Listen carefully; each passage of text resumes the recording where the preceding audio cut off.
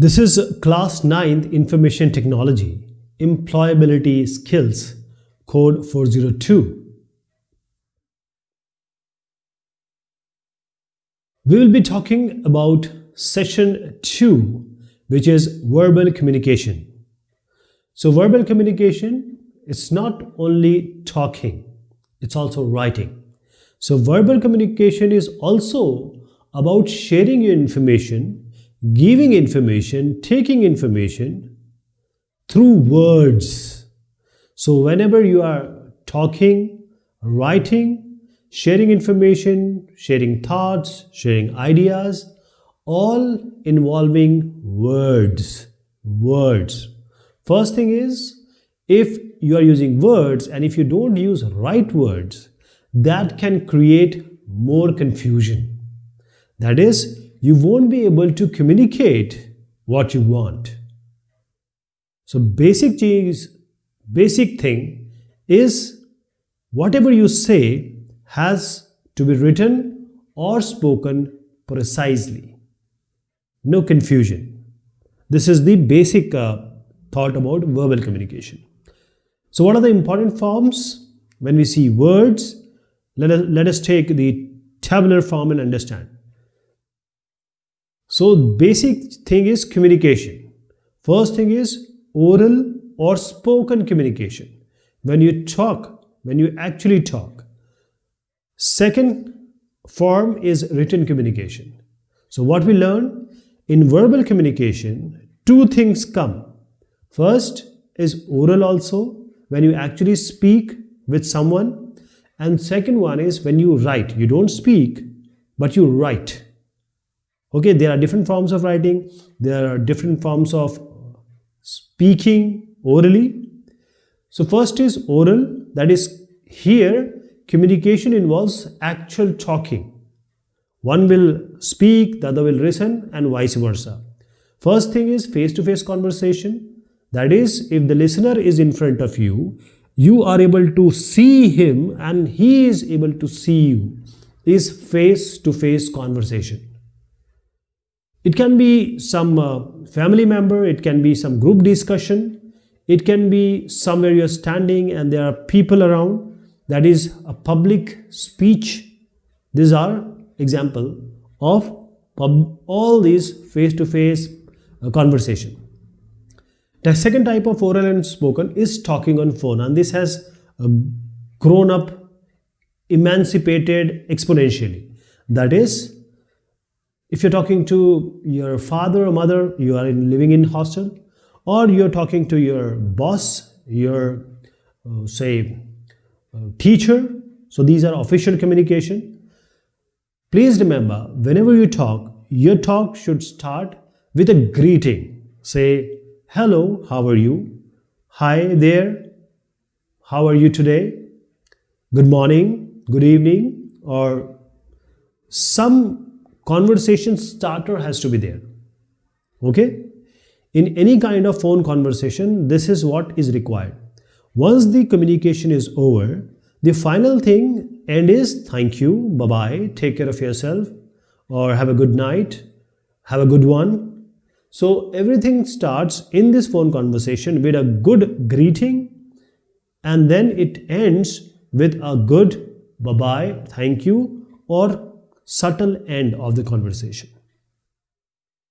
One more thing, the classroom teaching. If someone is teaching, or say business meeting is happening, or public speeches are happening, these are also examples of oral communication, because here one person is speaking and others are listening. In phone also, if you are doing video calling, like we have today Zoom calling, Google Meet, this is kind of a classroom teaching, or you are talking at a time to multiple students or people. One more type of this type of communication, verbal communication, is written communication. Now this type of communication involves writing or typing words. Mostly we type right now. Mostly we type. Previously it was through letters. We actually write the letters. So writing letters, notes, emails. Second one is SMS, short message services. Right. Along with this, You have other way of messaging also, because the applications have increased. Let me tell you again, writing means writing on letter, proper taking pen and pencil and writing notes if you're taking some class, or emailing. Now email is also coming under this, because actually email is electronic mail. So you are actually sending a mail electronically. So this will come under writing, okay, though you type the letters, but comes under writing.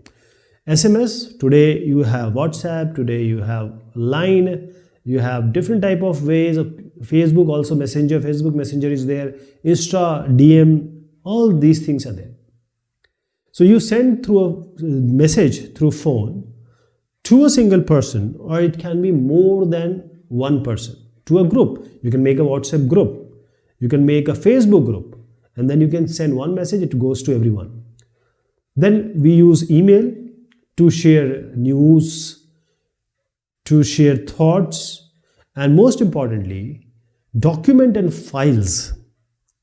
Because in email, you have a symbol, there is a pin symbol, and that is attachment. You can attach documents, photos, videos, music, and this you can send to a single person. For example, there is one email, if you write, it will go to one. In CC, BCC, you write multiple, it can go to multiple at the same time. People can also see. If you are CC, BCC, people cannot see.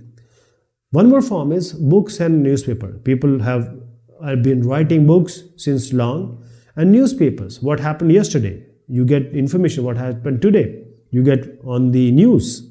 So this is also written communication. Now coming to what are the advantages of verbal communication. First thing is very easy and quick. How? Because when you speak in front, or when you write, say you do mailing or WhatsApp, you get a response quickly within no time. That is, when you are exchanging the information or ideas or thoughts or whichever way you are communicating, you change your communication as per person's reply. Whatever he replies or she replies, the same way you give the answer. So these are the advantages of verbal communication. It's quick and easy. It happens, and you mold your conversation according to the replies.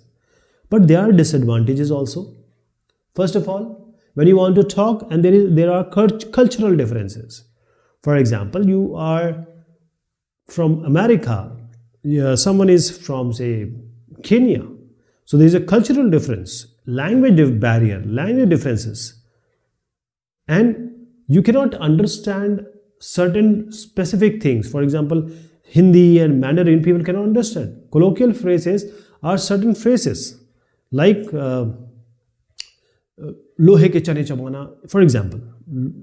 This phrase, if you are only English speaking, you won't understand, because I spoke just in Hindi. So colloquial phrases, one time you use in one language, it may be understood in a different way, or it may not be understood either. Third thing is accent. Accent in English, or if you are from US or Canada, it's not called water, it's water. You say water. In India and in our subcontinent, we call water. But there they say water. So you won't be able to understand for the first time, what is this water? Okay. So that is how the accent, different accent. If Chinese is saying English, it will be something different.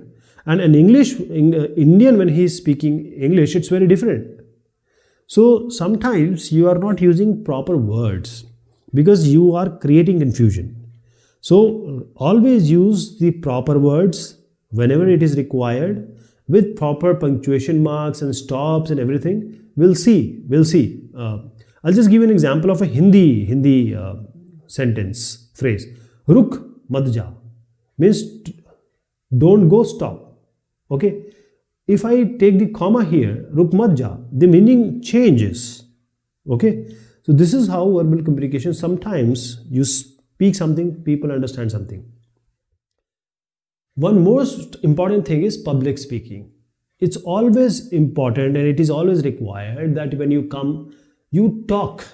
You talk to your friends, you talk to your family, there you don't have any problem because you know them and you are in a conversation with them for a long time. But when you come in front of people you don't know, or a group or an audience, how to be a good public speaker? For that you can use 3 P's. First is prepare. First thing is the topic, you must know about that topic you are going to speak. Think about the topic. Then you need to understand that what listeners is expecting you to talk. That is what they are expecting you to talk and what they want from you. For example, if 1857 revolt you are talking, and I'm talking about history, and the audience want 1947 information, independence information. So you need to speak what they want. Then the most important thing is, if you want to make others understand, just write. Prepare yourself. Write everything and prepare. That is, you can name it as commentary, write everything. That first slide I am going to speak like this, second thing I'm going to speak like this. So that is how you will not get nervous. The butterflies in your stomach will not be there. Then comes practice. Practice means, you always know, practice makes a man and a woman perfect. Rasari avat jaat se sil par parast nisan means, if a rope, it can even create a signature of its signature on a rock if you rub it again and again. So practice makes everyone perfect. If you do a thing again and again, you become professional in that. So you talk in front of your family, your girlfriend, your friend. Speak again and again. Clearly, your words has to be very clear. Loudly, not very loud, and right speed. That is, if you go very fast, people won't be able to understand. If you go very slow, they'll get bored. What about perform? When you are actually going to perform, sometimes people start shaking, their heart starts pounding. Okay? Then you have to take deep breath like this. You will not get nervous. Then you understand, I am the Shahanshah, I am the king of this subject. Nobody knows more than me, and just speak out. Okay, now we have learned about this concept. Let us see whether we can answer these questions or not. Choose the correct example of oral communication. This is multiple choice question. So oral communication, it can be only when you speak. It involves speaking. So reports, newspaper, notes all comes under verbal communication, but it comes under written communication. So face-to-face conversation is actual oral communication. Oral, when you speak, that is, you use your sound waves and the air takes these sound waves to somebody's ear and he or she listen to it. And the same way when other person speak.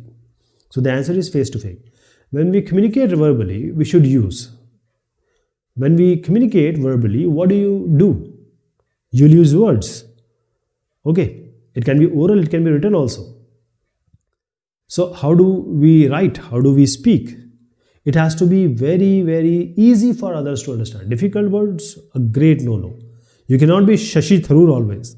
Simple words, always use simple words. It is being said, to make a simple thing is the hardest thing. To make thing simple, hardest thing. Confusing words, no.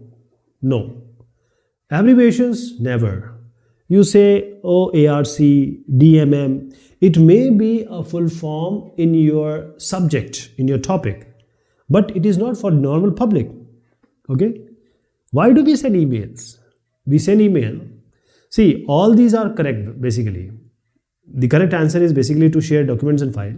But what I feel here is that if you want to reach on time, you send emails. If you want to talk to each other, you send emails. You want to meet each other, you send emails. But now WhatsApp and Facebooks and Twitters and all these are there. So you don't require emails to do that. So basic is to share documents and files. Even, everything is done on WhatsApp only. Every company is now giving their WhatsApp number rather than giving emails. Write down the different types of verbal communication. Give an example of each type. So we have discussed in great detail about the verbal communication. Let me take you there so that you can answer it. This is verbal communication. First, you have to talk about oral or spoken communication. Then you have to talk about written communication. These are all the examples. Okay. Okay, this is all about this topic, verbal communication. Thank you so much. Take care of yourself.